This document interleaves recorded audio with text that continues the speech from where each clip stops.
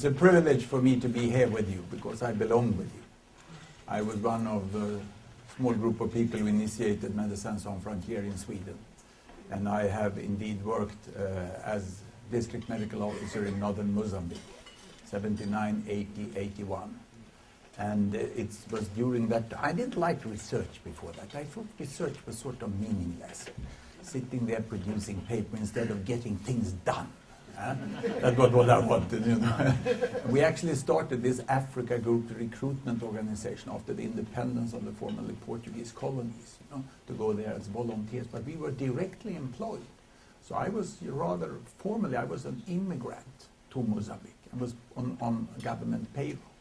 That was very interesting because then you realized quite a low pay, I could say. Quite a low pay. My parents sent food in wooden boxes from Sweden. No, I'm not joking. Those were tough years. And then, due to my hybris, you know, of not liking research, I was punished. And in 1981, in that district where I worked, there was a severe famine. And during the famine, there was an outbreak of this paralytic disease. Could we get these lights down here? It turned out, because as a freshman student, very young, 1972, I had done public health in Bangalore, in southern India, and was just struck by the fact that the Indian students were better than me. It was sort of a shock for a young Swedish nerd at that time. And then my wife and I proceeded to Thailand. We had practice at Chulalongkorn Hospital in Bangkok, and we were quite impressed. And we found reproductive health researchers from all over the world joining hands with Thai there to make the success that Thailand has done in health. And it just didn't make sense to me to say we and them. So I started to argue with my students. And first I started to listen to them. I developed what I call the cinnamon bun method. If you serve Swedes coffee and cinnamon bun, you know, truth come out of their mouth. Because it's a short way of doing good anthropology, actually. Instead of putting questions, as soon as you put questions to people, you don't get the truth, you get what they expect that you want as answer. But if you just serve them after a break in your lecture, you serve them coffee and cinnamon bun, and you go behind them, you know, pretending to give them more buns, you hear the bun goes in, truth come out. Because it's when we talk with friends and peers and family, that's when we really talk the way we are thinking about the world. I think that's very, very important. You know. We have another one, an official level in which we then talk about the world. That's different. So students coming back to class, I kept arguing with them what they meant. And they said, this is the Western world and it's the developing world. And then I asked them, where is Kazakhstan? You would say Borat, and then no. and they wouldn't know. And would say it's an exception. Where is Russia? Where is Russia? Is Russia Western or not Western? No, Russia is not Western. So Dostoevsky and Tchaikovsky is not Western, I said. Pavlov is not Western science. Well, Russia is sort of exception. And then I went to Iran. Iran sort of, it piled up a lot of exceptions. It piled up a lot of exceptions to this, the Western development. But I asked them for criteria. What do they really mean? What do we really mean with the Western world? This is interesting, and I think, I'm not in a position to teach to you. I'm in a position here to reflect with you on how we communicate, perceive the world. And we are actually using two terms that has no definition. You go to UN Statistic Division and you find on their webpage a warning, there is no definition whatsoever within the UN system what the developing country is. Full stop. There's no criteria. That's why I like the World Bank better. They say low-income countries, middle-income countries, high-income countries, and they give you a cutoff. It's arbitrary, it may be right or wrong, or suitable or not suitable, but it's clear. Here we use something which is not even clear. And then the first problem with that is that it means different things to different people. And we don't even ourselves really know what we mean with it. And it's so strongly linked, this category name is so strongly linked to development aid and humanitarian actions. So it becomes a sort of reverse definition. When developing countries is where we work, you could say. Huh? Or so it's, and my great PhD students who's professor in Kinshasa say, call Congo anything, but don't call it developing, because we are going in the opposite directions. Very frank, but patriotic person working hard, to try to stop. And he said, our task is to stop going in the wrong direction, stand still, turn around, and then get going. That's how he perceives his country. It's a very courageous perception to it. But when I discovered what came up with Swedish students, they didn't like to say it rich and poor, but they came up with this long life and small family and short life and large family. And that was, it came back that we had quite a lot of teaching on developing world and the importance of development aid in the Swedish school. And having a public school system, it becomes relatively homogeneous, what is taught. And they all referred to this fantastic thematic day that had when the teacher wrote Western world on one wall and developing world on the other. And then they spent the whole day illustrating the difference between these two. And then I remember several young students have told me that they remember the Western world was a photo of a family, father and mother and 2 children packing their cars with a lot of stuff to go to the seaside, for holiday.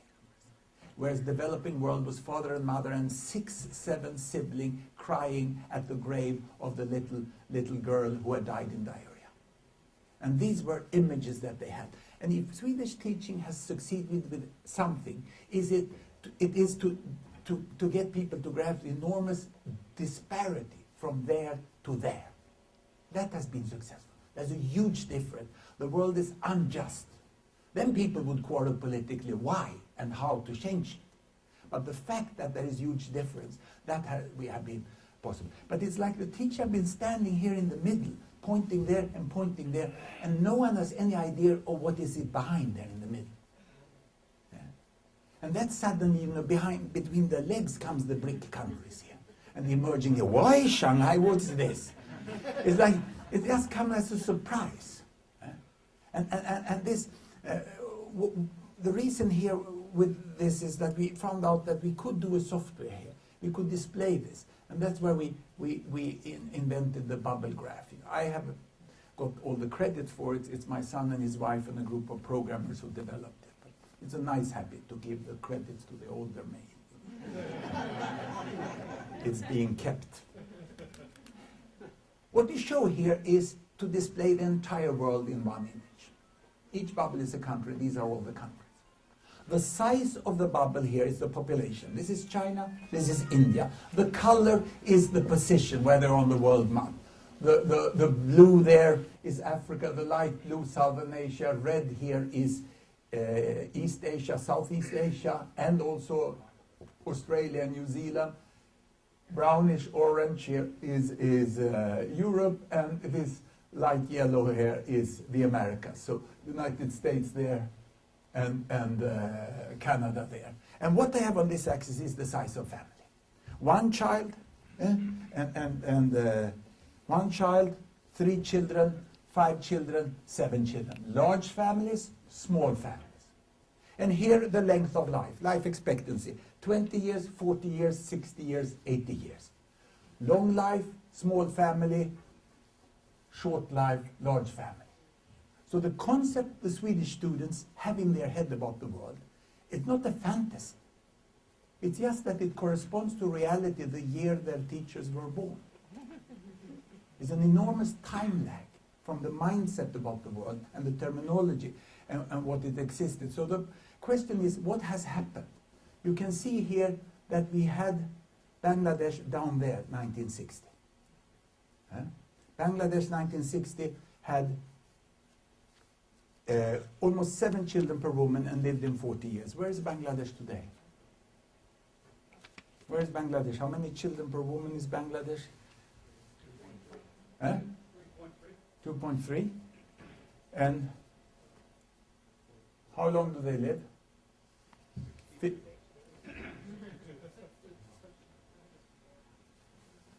Karen, this is what I said, this is a hopeless group. They know it all.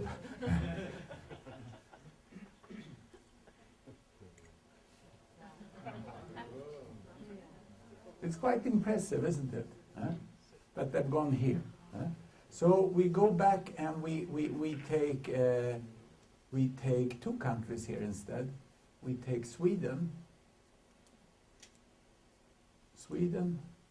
1956, and we take Iran. Iran is a big country, it's an interesting country.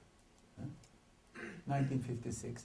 And now the question is, which country has the lowest number of children per woman today?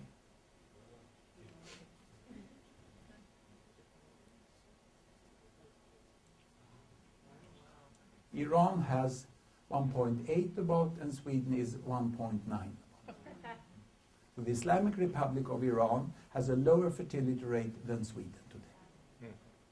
And we can see all across Northern Europe with the welfare high tax states that the number of children is going up with absolutely free abortion. But it's slowly climbing. So you are the most exceptional group I've ever lectured to. because very, very few get this right. Very, very few get it right. They get it completely wrong. I remember I showed this the first time I lectured in US and the TED conference. I showed Vietnam and United States and took it away, took the others away like this. You see, the software which is freely available on our website, you can download it, install it on your laptops and run it. You don't have drop-down menus, you run it directly like this. So United States 1960, Vietnam 1960, before that tragic war, and this is now. So what are we measuring here? What is this? Is it a theoretical demographic concept? No, it's the bedroom. It's very straight, very simple, very simple. Over here, it's male patriarchal sex without talking. And over here, it's what you say so nicely here in America, pillow talk. The young couple whisper into each other's ear and they grab for the condom or they grab for the pill, you know, and they do it as they want. They make their own decision. And you can see that the bedrooms in Vietnam and United States are on par. They are on par. Whereas the length of life in United States is clearly longer, but it's tough to prolong life here. It's tough all the time, you know. You do well in traffic, you lose in obesity. You win one, you lose the other all the time. But Vietnam today has a longer life than the United States had that year when Senator McCain came home from prison in Hanoi. Ain't that a sobering thought? That the America he landed up after all those years in prison had a shorter life expectancy than that country that held him in prison have today. So Vietnam is only one generation. So what's the big difference? Because if this is the bedroom, this is the bathroom and the kitchen. If you have water, if you have soap, and you have food on the kitchen table, you live for 65 years. Then health service is to make almost everyone live that long, you know, and to live better and to live longer in the older life. And there, of course, United States is a little better. But what's the big difference? The big difference between United States and Vietnam can be summarized in this. And that determines the living room, the garden, and the garage. So let's see what the difference is income. If I change this axis, and here I have about 100 indicators to pick, and the core indicators here have income per person in GDP per capita, purchasing power parity. That means not the exchange rate, but what you really can buy for the money in the country. And we do that comparison between Vietnam and the United States, and there is a huge gap. Vietnam 2009 is far behind United States 1960.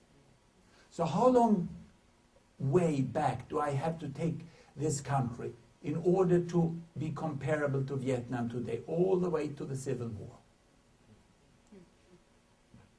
It's really difficult to grasp country, because this idea is saying that country is like us 4 generations back. It doesn't fit, because bedroom is on par. Bathroom, kitchen, 1 generation behind. And living room and garage is 5 generations behind. So you know what the Vietnamese want now. During communism, they got education and got healthy. They still don't have human rights. Well, they have human rights, the basic social human rights, but freedom of speech, is far off. But now they are growing their economy, and they are growing it very fast. And this stands as a typical example of what we see today, that the increased technology, industrially produced soap, electricity, knowledge of hygiene, technique for providing water, vaccines, and I start with all those basic stuff, vaccines, understanding the importance of breastfeeding and nutrition, enables a country at a very modest economic level to reach good health. And not only that, also to reach a good human resource level, because the Vietnamese are very highly educated. In Sweden, Ingvar Kamprad is an important person. He's the founder of IKEA. And he grew that company without stock market. It's a foundation today. He made a foundation out of it so his kids wouldn't sell the money or get the money or anything. So it really will continue like that. And when he talks about Vietnam, it's like a love story. He talks about the Vietnamese who has never ever in human history had the people reach such a high human resource level in education, technical skill, organizational capacity at such a low cost level as Vietnam has today. It's an exceptional combination. And they produce a lot of IKEA stuff, but there's no IKEA shop in Vietnam because they can't afford to buy it. It will take another 1 to 2 decades for IKEA to start a shop in Vietnam. And this is very special that we have the world like this. And then if I add the entire world into this graph, look here, I add the entire world here, I deselect those ones. This is the graph I gave you on paper. It has healthy and sick instead of north and south. And it has wealthy and poor instead of east and west. And you can see that the variation in the world is huge between Congo and Afghanistan, and here up Japan, United States, and Qatar. Al Jazeera is very independent. If you sit on 20% of the natural gas reserve, you are very independent economically. So, but where is the limit between the developed and the developing world? Because now I give you a soft human indicator here. I give you the greenback here. Where there must be a line. Since we talk about developing and West, there must be a line. And the only place I can put the line is here. Would you agree? There's some sort of a gap. And then Czech Republic is there and Slovak Republic is there. That shows you how futile it is to try to conceptualize the world into two groups of countries. Then you have to cut Czechoslovakia in the middle, and then they fall into two groups. We are very happy about that split because the hockey team, fell down by that. So the Swedes favor very much two separate nations there. And there's countries all the way. Tom Friedman had explained this very well. He called it the flat world. He noted he was in the more economically and human resource wise develop. And human resource, I mean educational level, health level, family planning, modern people. Because that bedroom, that pillow talk, what does it say in Vietnam? What does it say in Iran? It says, we want our kids to have a guitar. We want our kids to have a badminton racket. We want our little family to go to the beach also for a holiday. They're modern people in the world. But they don't have all the money yet, and they are working very hard. I've even claimed that the emerging economy is not something the bank started or the financial institute. It grew out of those pillow talks in the bedrooms. That's where the world is ruled. It's ruled on the pillow in the bedroom. And it makes those decisions, and those parents are going to work hard to change the world and give their children another future. And I used to show photos here to really make this sink in here. Here they are. Mexico, father and mother, proudly, and the two children building their home. Could be any modern country in the world, This was my father, my mother, who built our house, in the end of the 40s, beginning of the 50s. In Bangladesh, father and mother, two children, a rickshaw, earning the money to have the kids a better future. And Vietnam here, father and mother on a two-wheeler into the future. Catholic, Buddhist, Muslim.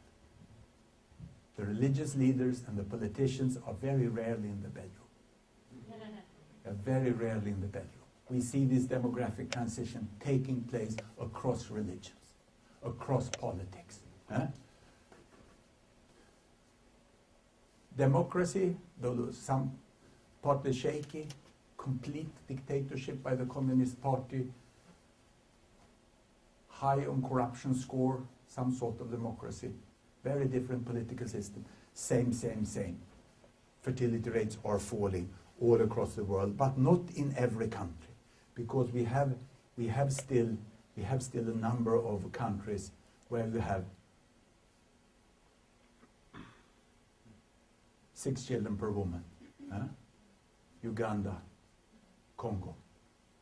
And rather, it's absolutely impossible to divide between developing world and Western world. And this is what my students conceptualize. So what we are facing is just a bloody ignorance about what has happened in the world. And I made all my success on this. When I showed Vietnam and United States, I had Al Gore jumping the stage, shaking me like this. And he whispered in my ear, I didn't know that. I didn't have the slightest idea about that, what you showed me on Vietnam and US. And he has given me the permission to cite him. If I add this sentence, then and he's a number cruncher, That's where it goes. Then you can imagine the other politicians. If Al Gore hasn't catched it, because he keeps reading. So actually we have politicians across the world. The Swedish government, with Carl Bildt, the Minister of Foreign Affairs, he's 15 years behind his time, the rest is 25 years behind. We're checking that. I see that you are going to run the casino here. Corin and I could have brought our casino where we play casino with it, so we know how people are behind. The best are the leaders of international corporate organizations. They are most updated as a sector. Media is about 25 years behind. Investors are 20 years behind. When we just look at length of life and fertility rate, like this. So, how could we understand this then in a better way? Well, we could go to United Nations. Their last publication, which came to the General Assembly meeting in September on child mortality. You take one of the last pages, it says regional classification. But regional here is called developing country. So they are concepted regions, developing countries and developed countries. Here is a place for former Soviet Union state, a little confusing, but the main difference here. And among the developing countries, you find South Korea, member of the OECD and Ban Ki-moon's home country. You find Chile, very capable country, also member of the OECD today. Would you like to give aid to Chile? No. Singapore, the healthiest country in the world. And Qatar, the richest country in the world. I'm a professor. This is crap. How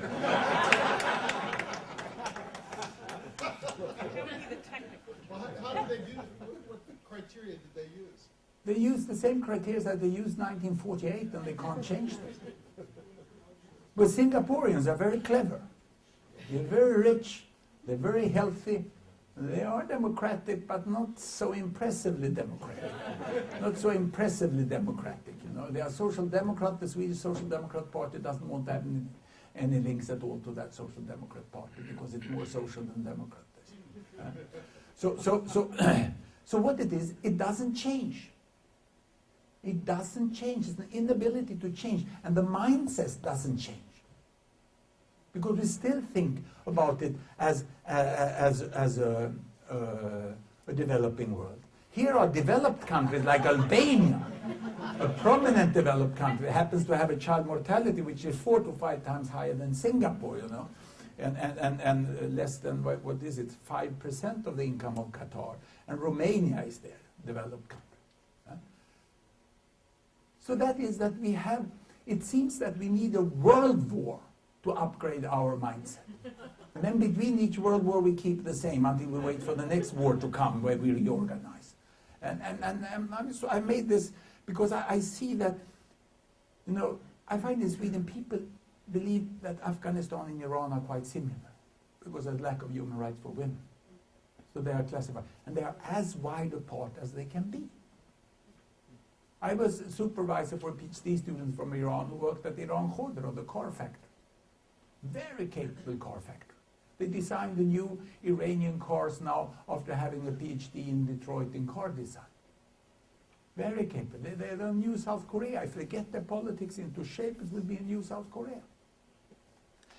But here in the United States it doesn't enter. So I gave you this map, and if you want more, on the table there are more copies of this. You can also download it freely from our website, and we have a Creative Commons license which says only buy. Tell that it's from us. If you print the poster and sell it, you keep the money. Because we think we want to be a museum on the internet. If you want to print our posters, go ahead to it. So this is more or less how we see the world. Now, before I show these images, I intend to show you how the world looked like if I only looked at income. Look here, income here.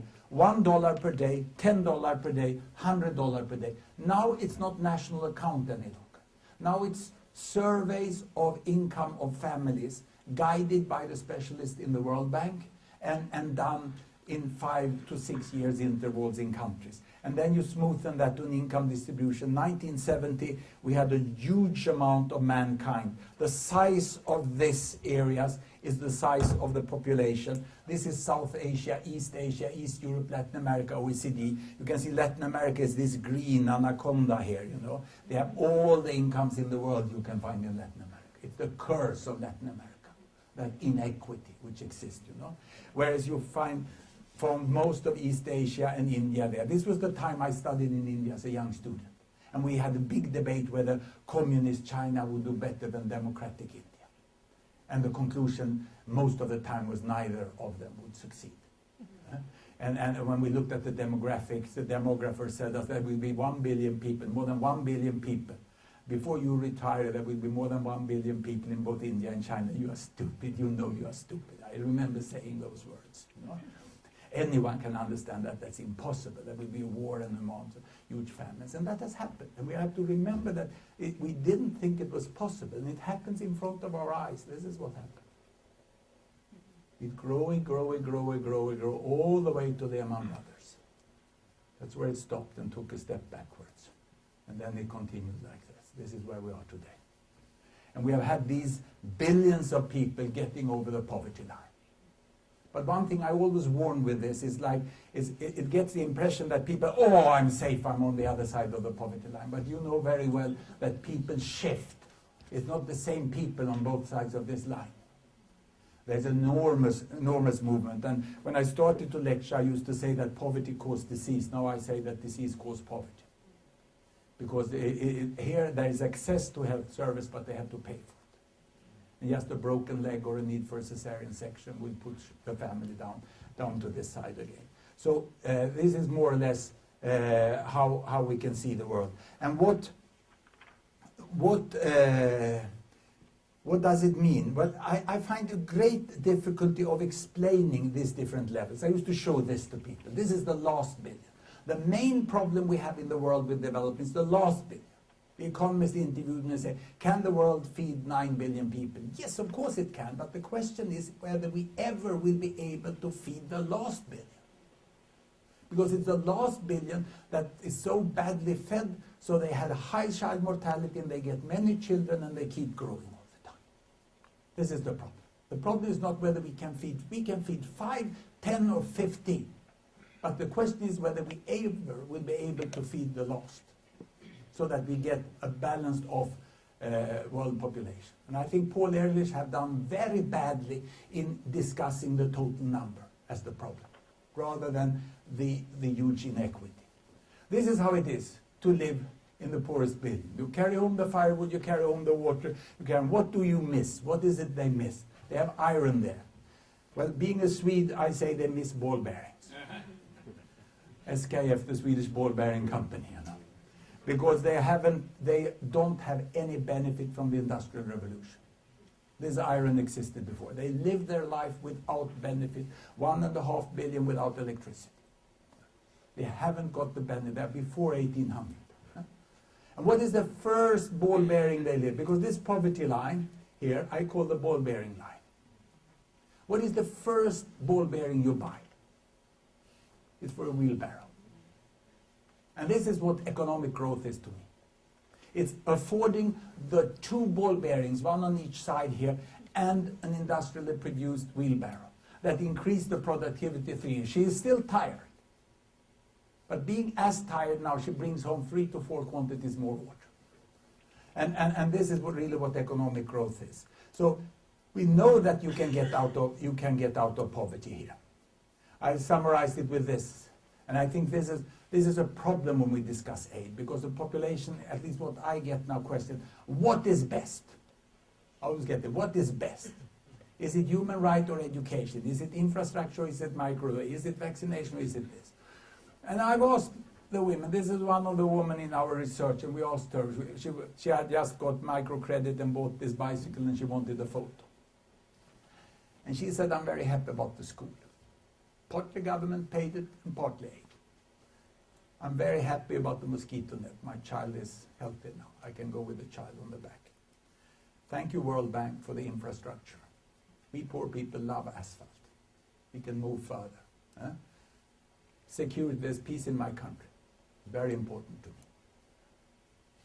I'm now going to the market with my product, but I'd rather have a job. I'd rather have microcredits and being a small entrepreneur, yeah, that's nice, but I'd rather have a job with stable payment. Huh? These credits, yeah, they were good.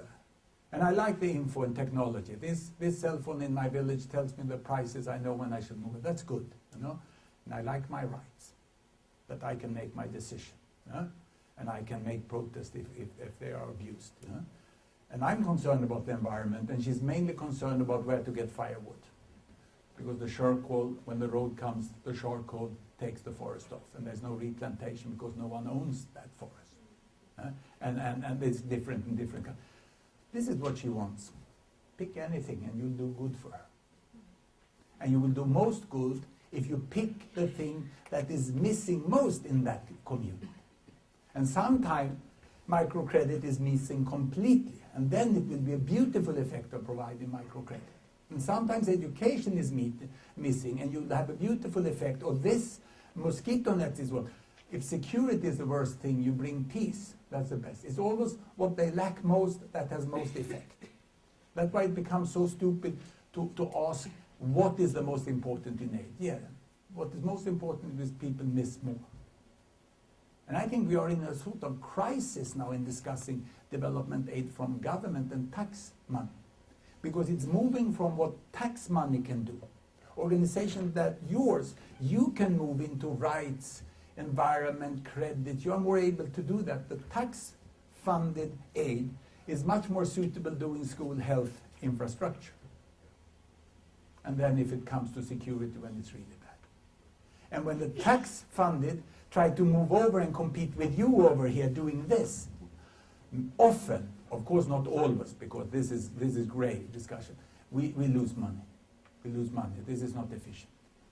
Try to buy rights for women in Saudi Arabia with aid money and come back and tell me if you succeed. Try to buy freedom of speech in Vietnam from the Communist Party. That will be very, very costly. So it's sort of, it's on the other hand, you can have enormous effect when this is what is missing most. Defending the rights, then you have a very strong effect. And I feel that we have not managed to transmit this into the debate. And the politicians can't deal with this. Rapes in war is a terrible thing. It's a horrible thing. You can almost not imagine it. But the focus on rapes in Congo from aid organization is completely over-exaggerated today. Congo need education. They need basic health service, maintenance of infrastructure, general security for the field. The way suddenly in Western media, one aspect becomes popular and an entire aid machinery go for that at the same time. We have 2 researchers in Sweden with deep roots in Congo, which now openly criticize this. And that's when the leading social democrat, Margaret Wallström, took that as an initiative to go for this. I find it very, very worrying, this jumping. It's one thing for 5 to 10 years, then another thing for 5 to 10 years. You need to run this for 50 to 100 years. And if you are good at doing this, keep doing it. We are still not serious about getting all children into school in the world. Still not serious about that. Here, and I'm from this field. I'm humbled to try to advise anything how the surrounding world, from Iran to US and Sweden, should do with to help the Afghan people and the Afghan government. I'm humbled to try to advise on that. Because those sort of wars we haven't had before. Now, how is it we conceptualize the world? What is a major problem? Can we have light? Can we have light? I would like to show you how the world was when I went to school. And to make it more lively, I intend to Mo Ibrahim, you know, I think I just skipped Mo Ibrahim here. And I'll just go for this image here. Here we are. In 1960, when I went to school, I was 12 years old. The teacher told us there were 3 million people in the world. 1 million in each box. And she said that there was 1 million, she said, was the West. It was this blue one. 1 million people lived in the West. They lived here. And 2 million lived in the developing world. They lived here. And here in the Western world, we were busy saving money trying to buy a Volvo. I remember when my uncle was the first one in the family who got the Volvo, and we were driven around. I mean, this was sort of fantastic. So this was the Volvo level. Whereas here then, in the developing world, people were busy getting food and shoes. And this is this concept we still have, Western and developing. What has happened since 1960? In these 50 years, well, you can see I've prepared here. 4 billion people have been added to the world population. That's so unbelievable. So it's sort of, you can't realize that it's more than doubled since I was 12 years old. And we know population size, we know quite well. So where have they landed? Are they on top here? No, they are not. But we still have almost as poor people here. So they have landed in front of this, here. More or less here. And this have had an economic growth. In spite of giving aid, which wasn't so much, it's moved more or less over here. And now a car is not impressive any longer. Now you have to go for a holiday on remote destination. You have to fly. So you must be on an airplane level. And one of these have been so successful. So they moved to this position. This is the front of the emerging markets. The front of Brazil, India, and China. And you know how we know that they are here? They bought Volvo. I mean, it's so easy to lecture in Sweden about emerging markets after that. God, you know, we had an identity crisis when US bought Volvo, you know. But that was nothing compared to when China bought it. When US bought it, we were angry. When China bought it, we were grateful. Because the alternative was that it would go down. There was no other bids. There was no other bids. So they got it here, and people start to understand. We are waiting now for Swedish young people in their late teens to become au pairs in China. Yeah, wait, it probably happened any of these years. We are planning a documentary with the first one. My oldest son developed this software and worked at Google. My youngest went to Beijing and learned Chinese on financing from the Chinese people in the Confucius program. Got the grant and got there. So that's where they are. So what is going to happen now? How does the disease pattern look here in the world? And what level are they on? Well, these people here, of course, what do? Well, at least they have a bicycle, isn't it? So we have a world where you have shoes, bike, car, airplane. And it's completed hundredfold different economically here. And to cut here and say that this is developing world, well, it doesn't make sense. And also, why these boxes work is because it's not countries any longer. You know that part of China live in the blue box. Huge part of China here, but there's a lot of China here, almost no China at all in that box. Mao Zedong electrified the entire China. That's not understood how important that was. One of the major problems with public development aid is that it doesn't continue electrifications.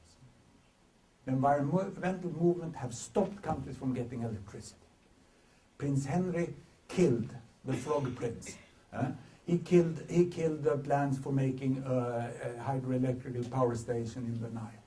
And that's why the evening classes in Makerere University can't study as much as they would have done otherwise, because there's power cuts. And Lula called Cameron gringo when he came and interfered with the building of the dam. Defend the rights of the people when dams are built. That's okay. I would even sign that. But to stop countries from building Hoover dams and Harsprånget, as our Hoover dam is called in Sweden, where we moved the Samic people and you moved the Indians. It's how they are moved we have to focus on, not that they are moved. It's absolutely shocking that you try to paint. The new racism is when you paint people blue and distort their eyes. That's the avatars. The very strange way. And you get young kids who get the perception that that is the reality of the world. Because what is going to happen? What is going to happen in the next 2 years is that this continues to grow because they're so poor here. It continues to grow. And there's no way we can avoid that this will get 2 billion more. It will become 1 billion and 2 billion more or less like this. We are working very much on making easy to understand presentations on demographic. What does this require? It requires mosquito net. This is very successful, impregnated mosquito nets. And it doesn't work to sell them, because those who need them most can't afford. Anne Mills showed that, London School of Economics and London School of Tropical Medicine, and she got the Global Health Award from the royal family in Bangkok. It was very nice. The medical award went to an economist. It won't work. You can ideologically like markets. I also like markets, especially when people have money. They work nicely. But it doesn't work for the poorest to get this. So if you do this, they can get off. The population growth can stop here. What is the health problem here? The health problem here is traffic. They need helmets here. The worst problem in Vietnam today is traffic accidents. Real big problem. And what problem do they need here? But here they have hypertension already. They need to check their blood pressure. And Pfizer has understood this. I lectured to the leadership of Pfizer. They have 2 new market areas, emerging markets and established products. They are going to continue to earn money on their generics, and they're going to stop the stupid argument in the past of the old business model. And they're going to sell the patented drug at different costs in the different boxes, often under different names. They are globalizing, they are adapting. So this is what we can do. And this happened, what will happen in China? We know what will happen in China. It's just painful, but they will be on top. They will catch up. We are seeing that. And this one, and this will be at an enormous cost on the environment, at an enormous increased emission of carbon dioxide. Because the most entrepreneurial, the most innovative country in the world, the country that gets most Nobel Prizes in the world, keep allocating $5 billion for research on green technology and 200 billion for agricultural subsidy to honor grandfather's farm. It's the most important shift in this country. Take agricultural money away and use the entrepreneurial skill and capacity of US to develop the new green technology. But it seems that lobbyism is even more successful in this country than what is innovation. So the world is begging. I'm not criticizing. We are begging because we know that the United States can do fantastic things. We keep getting them all the time. And they will move here, whether it's green or black technology. And with mosquito nets and so on, they can move here. And we can, in 2050, we can become a world which looks like this. And of course, the future world, they will move on. One more will be successful. And we expect a world that looks more or less like this. Is the West ready? Hello, are you ready down there? Are we conceptually ready to switch the task from being the engine to being a proud foundation of the modern world? Not the foundation. There are other great civilizations and cultures also, but this can really be proud. Britain, France can be proud. United States can be proud of its contribution. Addison, we will praise forever, you know. Your constitution we will praise forever. There is a lot of things, but it will be a foundation. It will be a completely new world. And our risk, if aid is not working, what I would like aid to do most, is to get these 3 boxes from here to here. There's an enormous environmental problem here. There's an enormous human rights problem here. But that's another thing. It's sort of another dimension. How to address that, you know, it's different. And I'm very worried that we don't get the right investments out there. Reluctantly, a Swedish grey social democrat public health professor who had sold software to Google have to admit that Bill and Melinda Gates are very good. They are the steadiness in which they're focused. Let's get vaccine, let's do this. Sometimes we expect too much of them. But the steadiness in which they have done what can be done. And it's so relatively little what they have. It's so relatively little. Let me show you. Let me show you here. This is about the box getting on top. Hu Xiaoliang. Hu Xiaoliang. She has been over the last 10 years head of SAFE. And it's really SAFE she has been head of. And the Communist Party in China at least have some sort of humor, because the meaning of that abbreviation is State Administrator of Foreign Exchange. And she has $2.4 trillion today. And you know how to count money. Huh? $2.4 trillion. It's very interesting. The Communist Party of China has given middle-aged, very exceptionally gifted female economists with no big political links the responsibility. This is a risk of corruption anywhere. Huh? 2.4 trillion is a lot of money. Huh? And this is how it developed. 1980, Deng Xiaoping went for market economy, nothing happened. But they were very poor. It all happened the last 10 years. This is the big hockey stick in statistics. Presently, China is accumulating $1 billion a day. $1 billion a day. And that is after they pay for the raw material, they pay the salaries, they pay the profit, they pay the taxes, and then just due to the exchange rate, they save this money. 1 billion. And it's because people work hard and are skills. And it's kept in order, the country. And there are lots of things I don't like about that country. So don't think that I'm an old Maoist communist here. I really oppose the abuse of human rights in China. But I just transform it. And the Global Fund is giving China $400 million a year to buy drugs for TB and AIDS. Why?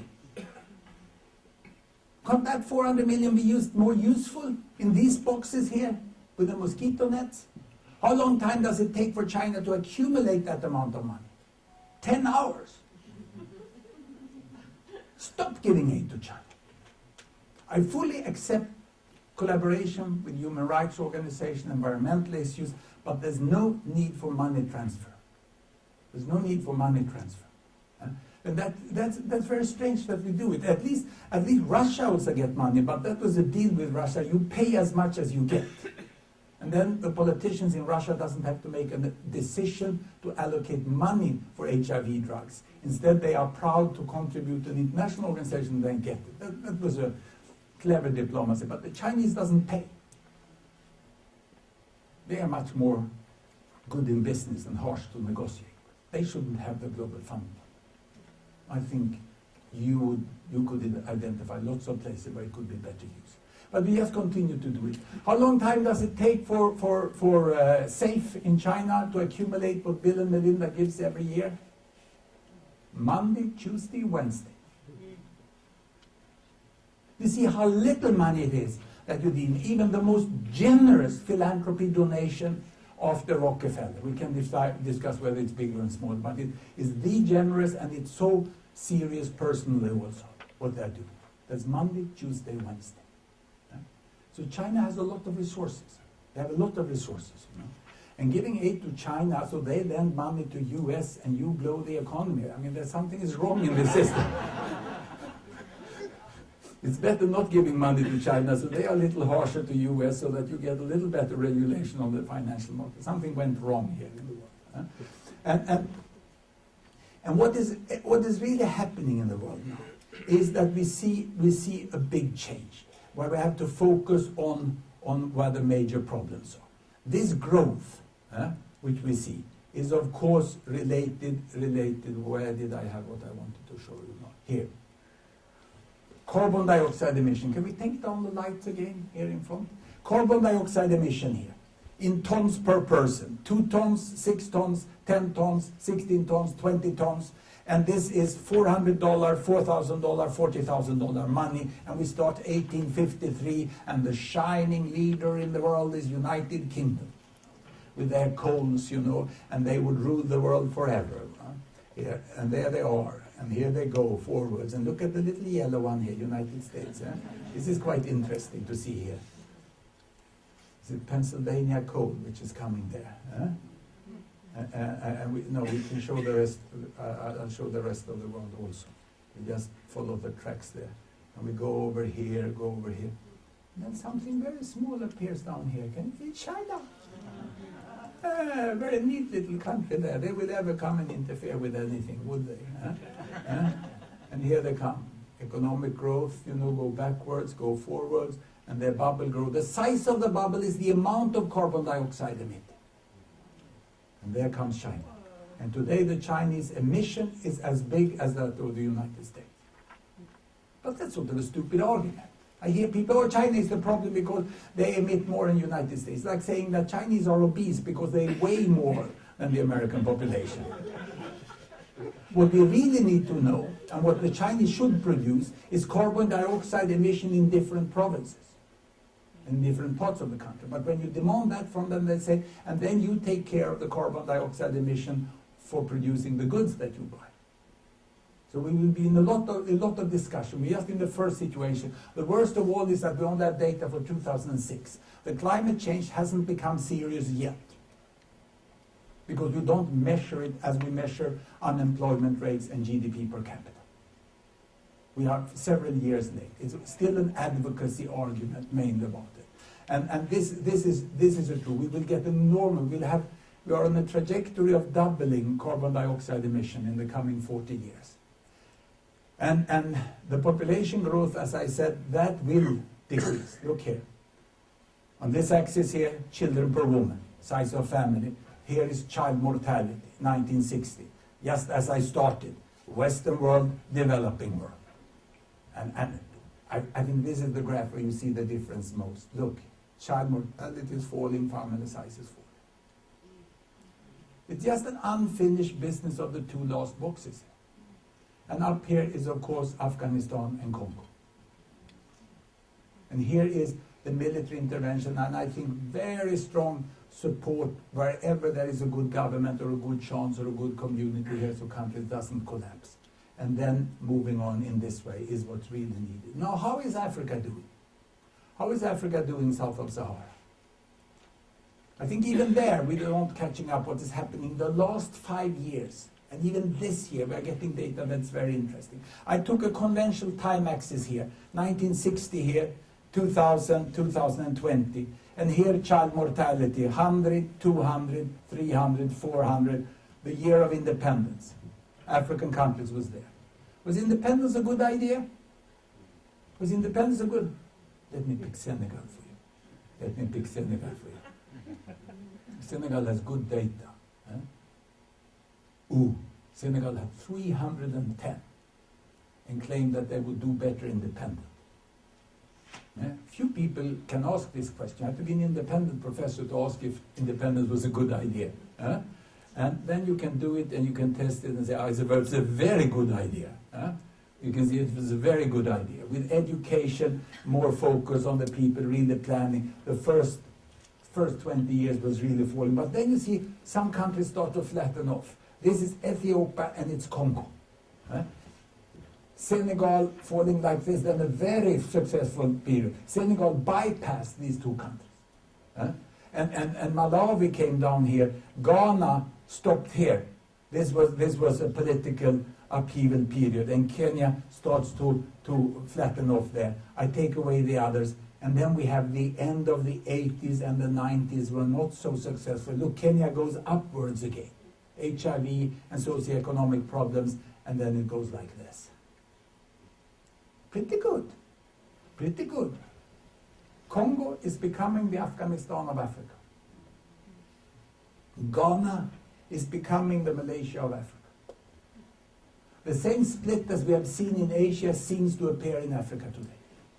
And to me, the proof of the success is McKinsey's report that the biggest return on invested capital in Africa is in sub-Saharan Africa in the world today. Of course, it's hugely inequity of that, you know. But it means that there is a domestic economic capacity in Africa today. You can become a billionaire in producing ketchup for the middle class in Africa today. It's a new thing. It's a normal market economy start in Africa, which has happened. That doesn't mean that you can stop the aid at all. It's still needed. Because now we see so what we see is we continue to give aid to China, which we should have stopped long ago, and we discussed whether there's any idea to continue in Africa. It's the opposite. Stop giving aid to Vietnam. They've done it. They won't get more democratic of giving aid to them. We should collaborate in all ways you have. All ways you can find, collaborate on human level, you know, cultural level, political level, but don't give money. Bangladesh need money still. There's what you can see. And if we compare, let me compare with the United States. United States here. How did the United States decrease its child mortality? Oh, sorry, there was only data for one reason here. There's only infant mortality data for United States. So I have to take United States away there, and we pick Sweden instead. Sweden instead, because I have a point I want to make here for you. Sweden was there. Sweden was not decreasing child mortality fast. We just started early. The rate of progress in Sweden was slower than what we see in Africa today. Just like in the marathon. But we don't perceive that. We don't perceive it because Africa is so far away now, so we don't see the speed they are going with. Ethiopia is economically growing with 5 to 10% now. The child mortality is falling in Millennium Development Goal rate, which United States of America and Sweden never did. Ethiopia is on catch-up. I know about the human rights issue. I know that. But they're catching up. It's becoming the China of Africa, it seems. And this is very interesting. I can show you another success. I mentioned Thailand before here. Thailand who gave the prize to the one who showed that you have to give mosquito nets to the poorest. They were fast. They're on time, right? It's a big success developing in Africa. It's shaky, of course, it can change, it can swap, lots of things can happen. One of the scariest things in Africa is that the poorest countries in Africa have the highest proportion of electricity made from oil anywhere in the world. So when the oil price goes up, so if you don't want to build nukes in Africa, build dams. Otherwise there will be coal burning in South Africa. That's the only thing. So it's a real challenge for the African state, how they are going to supply this.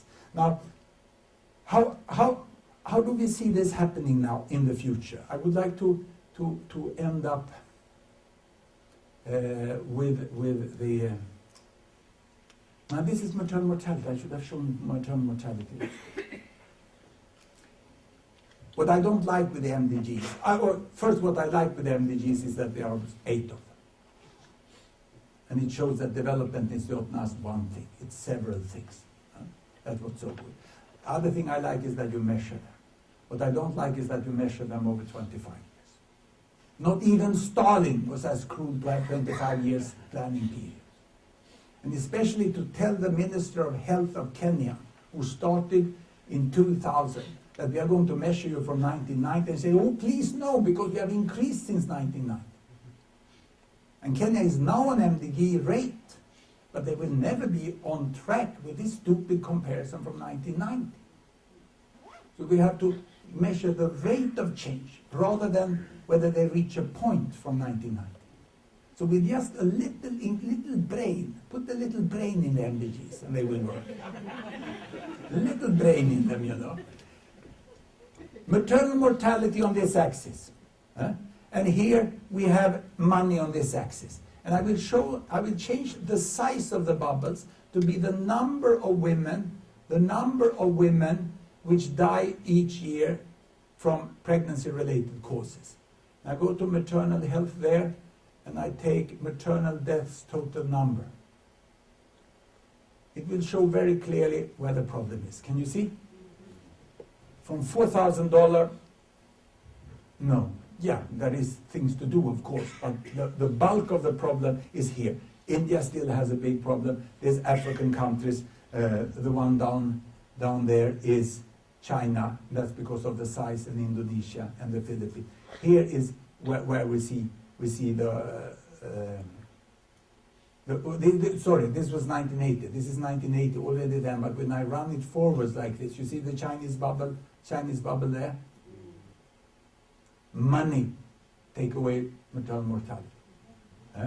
Money takes away maternal. Here where we are today, Angola, they are here. This is HIV caused rate. Otherwise we have the problem here.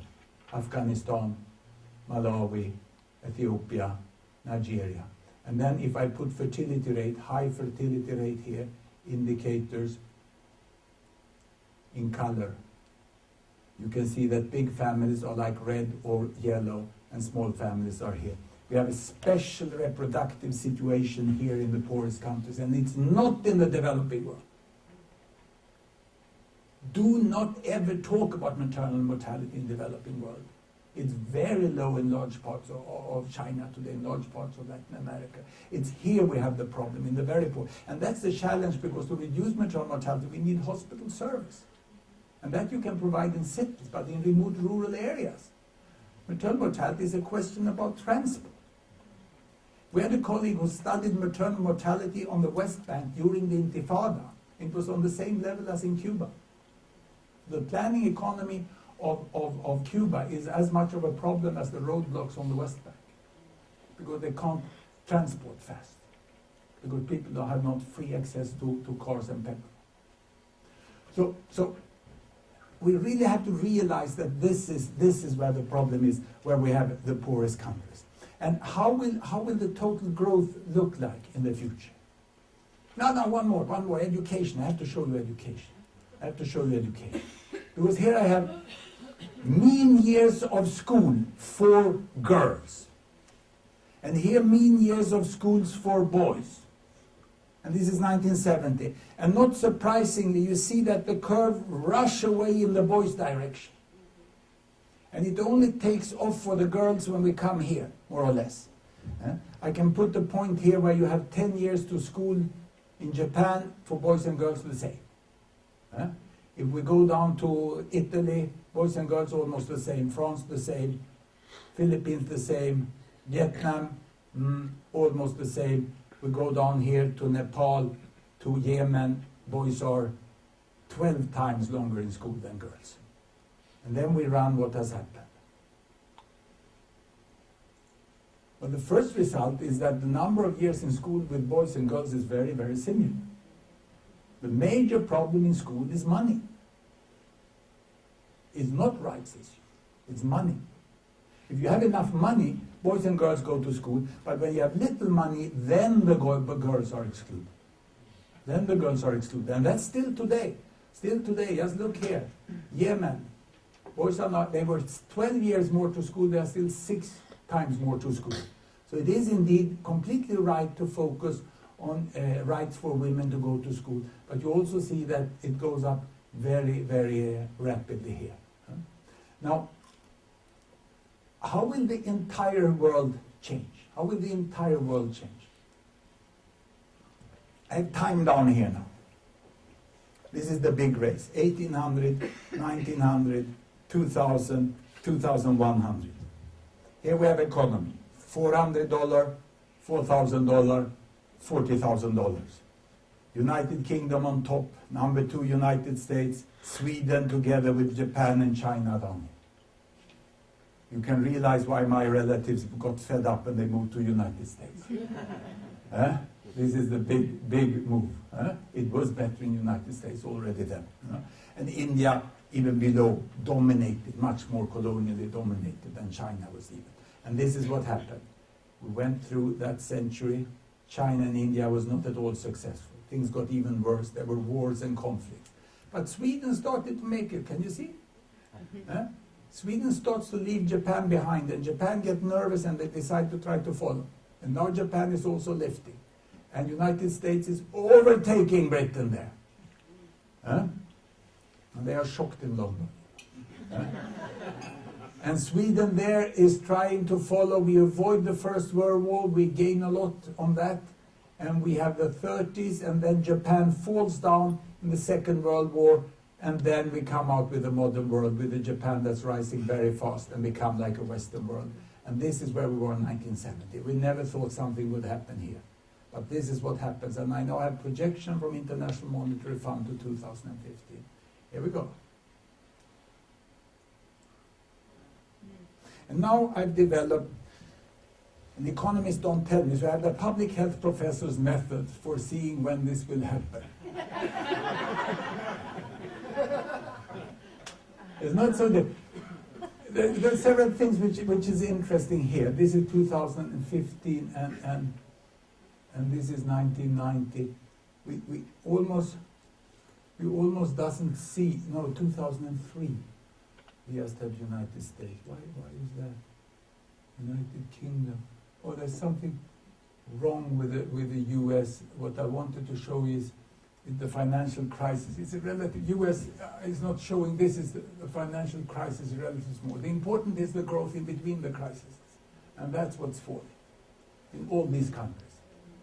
And the economists say that's natural. The highest income, it's very difficult to just keep that space. It's much easier to catch up. We in Sweden who do cross-country running with skis, we know that.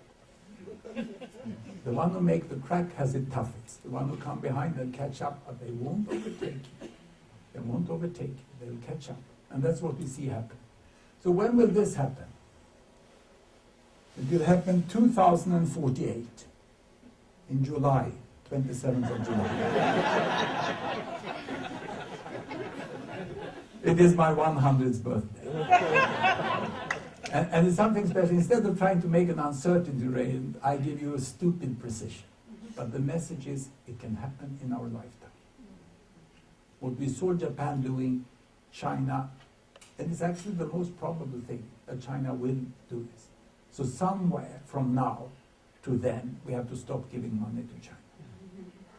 And I think we've already passed that point. But we should collaborate intensively with China on rights issues, on environmental issues, on a lot of other technology issues. But not see them as someone who should receive gifts. And India is doing quite impressively. My worry is, how are we going to be able to handle this? And why this is scary is that Congo will have, 2015, 84 million inhabitants. Congo is today the 19th biggest country in population in the world. And it's predicted to be one of the 10 biggest countries in 2050. The future of Congo is of immense importance to stability. And to have a policy that focuses on collapsing countries and gaining experience of military intervention and how to do it, that's very important.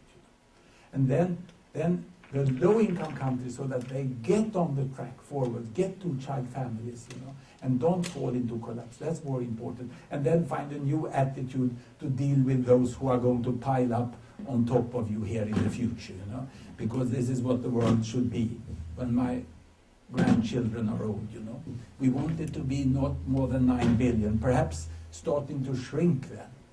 There's only one part of China that have two-child families. It's Hong Kong, which never had a two-child family. And they have one child per woman in Hong Kong, and they never had a one-child policy. Politicians are not in bedrooms. There are much stronger things that act in the bedroom. So this is more or less the world we are going to see. The countries are coming together, but we are mentally not prepared for it. It's an enormous burden. calculate the energy implications for this, you get just scared. You get just scared. And you can understand the activists, who can't see a future for this, but this will happen. And I think you are a very important part that this happens in a good way. Because development happens and it's not nice. Moving to cities is not nice. Over the last 10 years, the most common cause of death for women in rural China was suicide. And it is now declining. Suicide rates among women in China is declining. The most common cause of death due to pesticides, agricultural pesticides, is suicide. It's not male banana workers getting cancers. We still have a male focus in discussion. We don't discuss all the young women who use agricultural pesticides to commit suicide. Even in Kerala, the most successful social state of India, the most common reason for a woman being in intensive care unit in the university hospital in Trivandrum is trying to commit suicide with agricultural pesticide because she has the social right but not the real rights that she wants in deciding her own life. So understanding all these different things and trying to get everyone, not everyone, that sounds communistic or something like that. most of the people, it's a relatively decent world, where people can live together, where population will. That's possible. I don't know if it's happened. I'm not an optimist, I'm not a pessimist, I'm a positivist. We can do it, and good luck in trying. Thank you.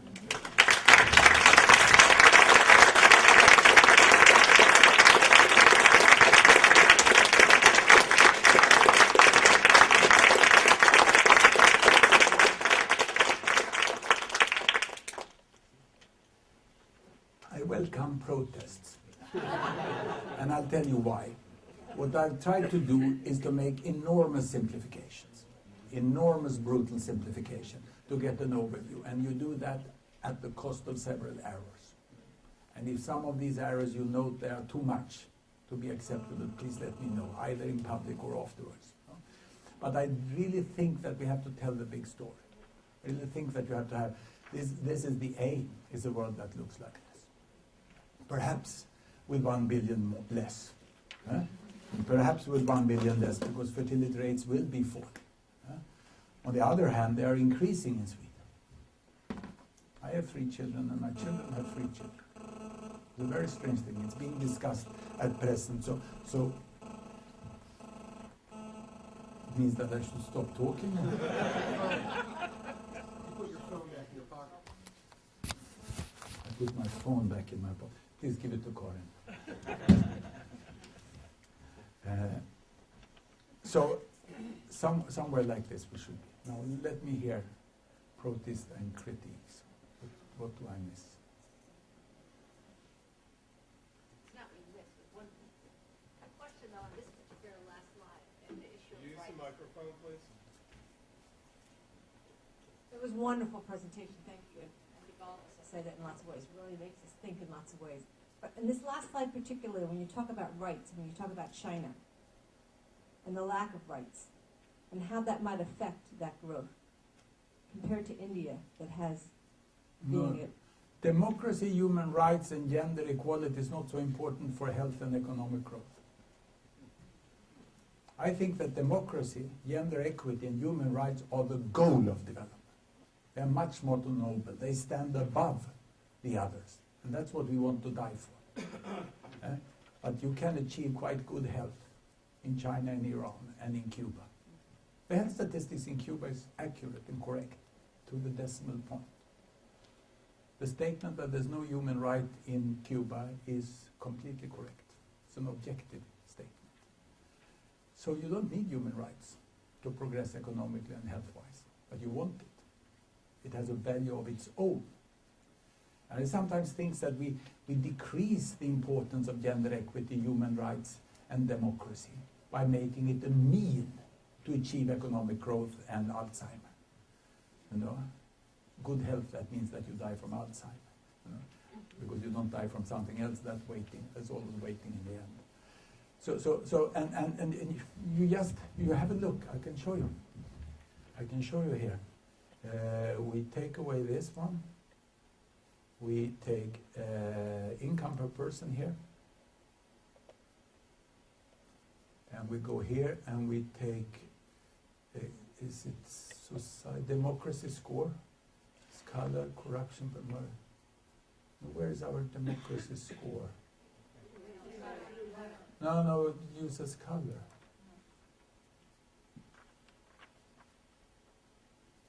That was not by. Yeah.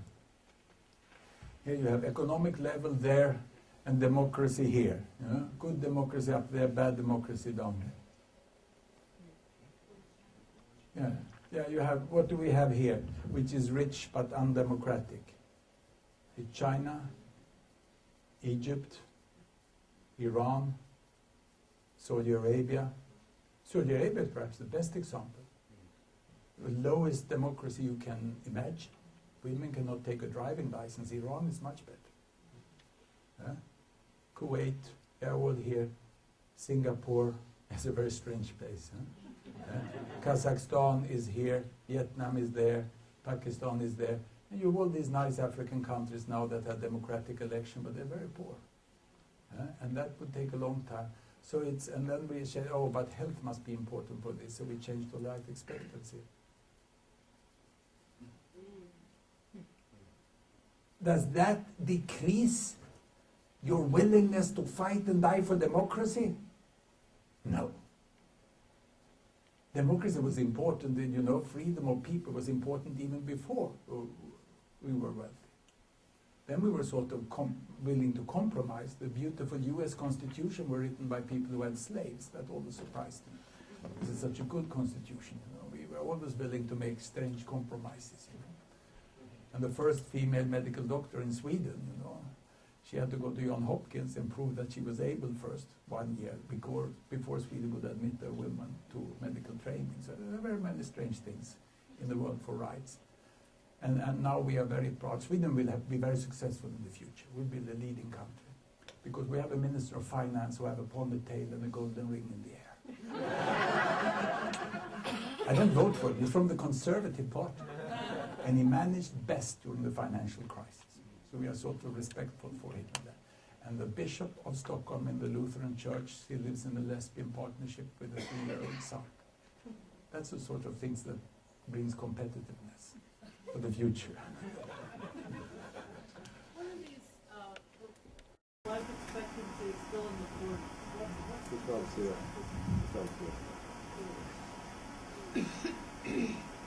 Zimbabwe, Zambia, Mali, and that's of course due to AIDS. So I could run the AIDS epidemic for you here. HIV infection on that axis, money on that axis. This is size of bubble is how many have HIV. You see Uganda and Zimbabwe rise like this. Very uneven HIV epidemic in sub-Saharan Africa. Zimbabwe skyrocketed, Uganda started to return back. You know, very late in 1990, South Africa's coming. This is Botswana, and now they're going like that. Thailand, no other country went this high, but half of the African countries are very low, still very low down here. And then we even off with the HIV epidemic now. Even off is a difficult term. It's about 1%. As many die as get infected today. There's about 1% in the world. And you find large parts of sub-Saharan Africa are as low as the rest of the world. There is no HIV epidemic in Africa. There are completely different HIV situations. Some countries are on less than United States and others are sky high. That's not an African issue. It's a big difference within the country. Botswana is up here. Why is Botswana still so high? Whereas both Uganda and Zimbabwe are falling. Because Uganda is rich and well organized and they can treat people so they don't die. If you die, the percentage falls. If it keeps high, it will continue to increase now. It's a shock. Now the reality about this idea that everyone infected can get HIV drugs, that's not possible. A country with $500 per capita cannot provide HIV treatment for 25 to 50% of the population for 35 years. That's like swimming across the Atlantic. It can't be done. But Botswana can do it. So it's not a question of being African or color of skin. It's a question of resources in the health system and the country to organize it. And it's not this is not due to war. War in Congo doesn't give you HIV. It's peace in Zambia that gives it. More peace, more HIV. And if you split, this is Kenya. You split Kenya in its provinces. Some provinces have 15%. Some are as low as the United States within Kenya. And you split Tanzania in income quintile, you find that the richest 20% have more HIV than the poorest. We have not fully understood, but only partly understood, and we're not talking about the reality. It takes 25 to 50 years to become evidence-based. And the whole idea in the poorest countries to keep testing people with CD4 when you cannot treat more than half. What we see today is that the low-income countries with 10% or more, about 40 to 50% are reached by the treatment. 50% die directly without getting any drugs at all. Then you lose people during the first year. Thereafter, it's very successful, the program. Thereafter, it's very successful. And then they need treatment for 35 years. Within 5 to 10 years, they need to move to second-line drugs, which will be 5 to 10 times as costly. And every year, 1% is added, which get infected. Dr. Rosling, we have a couple of questions here in the back row. One of the kind of, it's not an argument, but one of the reasons for the demographic shifts is hard work by a lot of people in this community. When it wasn't particularly popular, and for a long time wasn't particularly even popular with our government. So the changes in Bangladesh were as a result of government saying, okay, you can do this, and then foreign assistance to enable that to happen, because much of the actual getting contraceptives into the back roads of Bangladesh was done by nonprofit organizations. Many of them are members of Interaction.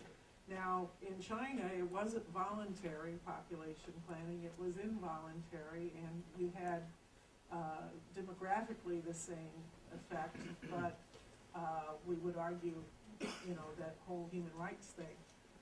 But I guess my question is, even in Bangladesh, that can be interrupted when the government can't figure out how to make its own nickel on, that's that corruption thing, on the purchase of contraceptions and stops the purchase of contraception. Do you have any kind of thoughts about what interventions that we in this community can make to support, you know, kind of the effective use of this data in programming? I know you talk to corporations and Pfizer and all those people, but I wondered, especially from a public health standpoint, if you had some at least random thoughts on the interventions that we could participate in to effectively move the dots. I would be head of the UN if I could answer. No, I mean, you are knowledgeable. You know this. No, we know this is a problem. It's more that we get forced into doing things that we perhaps don't think is the best thing during that decade in that country. And it's really to get the feedback, trying to do the right thing at the right place in that phase where the country is and where the community, and where you suit as an organization to do it. That's what's important. And what the worry I have now is that everyone wants to do the same thing during the same years in the same place. That is very, very dangerous. If you have a good relation built up and you are good working in Indonesia, you know, I might keep working in Indonesia. You would say, oh, they are not so poor, they are not so, it's a huge country, it's a very important country, there's gender issues in Indonesia, there's acceptances from abroad to do it, you know, family planning is not fully secured yet, you know, and there will be a population growth, environmental issues with forests in Indonesia is very big. We have the original native population of the rainforest. If you are good or have contacts that continue for 25 years in Indonesia, that I would say. And my problem is the poorest countries is that we talk developing countries, we have to calculate budget. Human rights, very good, focuses on Sunday. Monday morning, you need budget. Otherwise, people don't come and provide services. And it's always, I have a simple argument, I can't answer your question. I like the heart. I like the wallet, but I advise that you involve the brain. You know, when heart, brain, and wallet go together, even in business. If you run business with only wallet and brain and no heart at all, you know, you miss it. You BP. You know, you go wrong. So it's. I think it's more being steady. The post-industrialized countries are being so short-sighted. It's very typical. You discuss with leading people in business, government, intellectual, non-governmental organizations in India and China, Indonesia. They look 25 to 50 years ahead. In West Europe, North America, it's quarters. It's short-sighted. And I think you have to just be steady and keep doing it. In Bangladesh, I would also add the imams. It's very interesting that Islam is less of a problem than Christianity in family planning. There's legal abortion in Iran, but not in Ireland. Ahmadiyyan won over Mary Robinson. This is very interesting. It's compulsory teaching in family planning in Iran before marriage.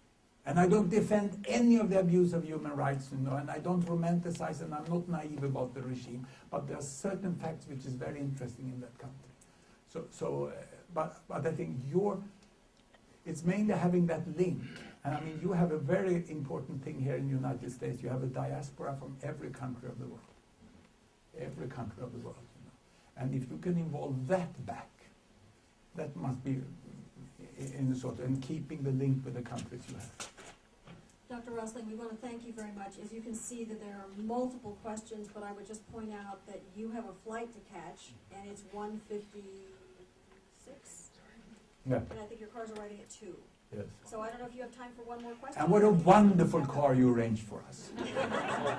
A driver fluent in Swedish, originating from Afghanistan, now living here with his family. It's a globalized world. He's a very, very noble man, very nice and took care of us. Isn't it fantastic?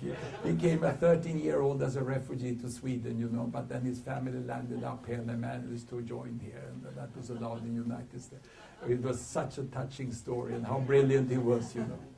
Is there a way that members of this community could be in communication with you or ask you questions in some way? Oh, yeah. To not hold you up, but so that they could continue this Yeah, conversation? you can, and please do come and use our web page, what we have here. I mean, there's a lot of important thing on the internet, you know. Many people think that the internet is just you go for sex, money, you know, and health. Yeah. But you see who's on top? I'm on top. 88 million hits on sex, money, and health, and I'm on top there. So you can beat love, sex, money, you know, here. Money, sex, very. So try to use that. Try to use YouTube. Make short YouTubes. Make them, you know, get things out. You can do. Get my web page, you know. Take someone in that and download it and use that it's free of charge. Thank you. We have an info mail there which you can mail. And let's say what we are. We are a foundation. We sold software to Google. Google paid us. No grants. Commercial deal. And we are independent from the university. We live present on that money. We start now to give possibility to donation. We have one philanthropist who have given us money in Sweden already. So we maintain independence. The foundation, in the board, we have the former head of the Nobel Prize Committee for Medicine. So we are sort of, and we intend to be like a museum. We don't run the advocacy. You go nuclear in Uganda, we don't bother about that. You go with dams. You make solar panels. We just want to calculate how many people there are, present that, what the energy they need, you know, how many can go to school. So we like the child or the young boy working on the filling station, cleaning the windscreen, so you see when you drive. That's only to see where you drive. Then you know how to drive from your experience. We just help you to get a little clearer. Thank you very much, and I wish you good luck in your work.